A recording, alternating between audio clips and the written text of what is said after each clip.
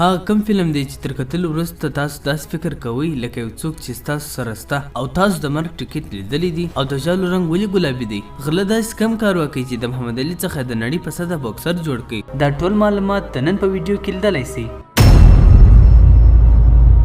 آیا داسې درخت شته چې شیدې کوي؟ بلې وکې، دا درخت په جنوبي افریقا کې ده چې د افریقا د شیدو د ونې په نوم هم یادیږي. تاسو کولی سئ چې دغه ونه په کور کې هم وکرئ.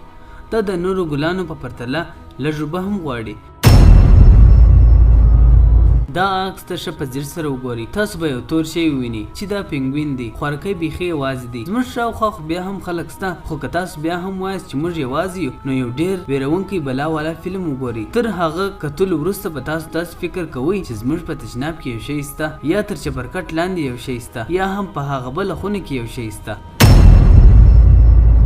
آیا تاسو د مرګ ټکټ لیدلی دی؟ یا و نن به زه تاسو ته د مرګ ټکټ درښکاره کړم. دغه عکس دی. تاسو به اوس ووایاست چې دا د کښتۍ عکس ولې پر دی؟ ځکه دا هغه د ټیټانیک د کښتۍ ټکټونه دي خلکو کړي وه. خدای خبر چې اوس به هغه خلک چیرې.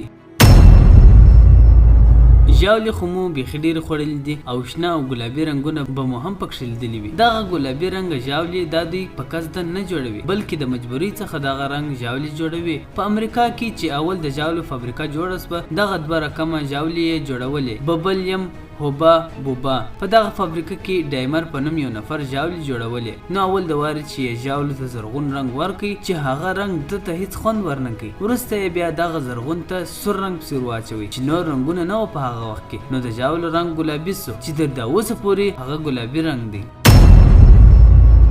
محمد علي به نن د نړۍ په سطحه بوکسر نه وای که چیرې د ده څخه باسکل نه وای غلا سوی. د ډېر وخت خبره ده کله چې دی د 12 کال و، دی یو باسکل درلودی چې هغه غلو ورڅخه غلا کړي، چې وروسته بیا هغه غل ونیول سو. نو بیا وروسته دغه اول نفر و چې ده ته د بوکسینګ کولو یو مشوره ورکړه. د هغه پولیس نوم جوین مارټن. په لومړي ځل یې یو کوچنی ډېر په غوسه ولیدی چې غله ته یې ویل زه به تا ډېر وهم، لکه موږ چې کله کوچنیانو ته د جنګ په وخت کې وایو چې ستا بوکسینګ زده دی. نو وروسته دا د دنیا خبره سوه چې د ده بوکسینګ زده دی که یا. اطفایه والا چې کله تاسو ووینئ د اور د مړ کېدو دپاره چې راسي او اوبه پر اور وپاشي، دا زموږ تر اوبو ډېرې لندې او ژورې دي. په اطفایه کې چې دا اوبه دي، دا د نورو عادي اوبو په رقم نه دي، بلکې په دې کې یو داسې مواد ګډېږي چې نور هم لندې سي او اور ژر مړ کړي.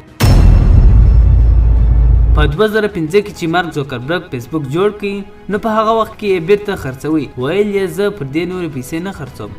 د فکر کوي چې د دې څخه به زه دونې پیسې ونه ګټم. نو په 15 میلیونه یې خرڅوي. خو دی نه و خبر چې دغه فیسبوک په یو ورځ د ده څخه د نړۍ شتمن کس جوړ کړي.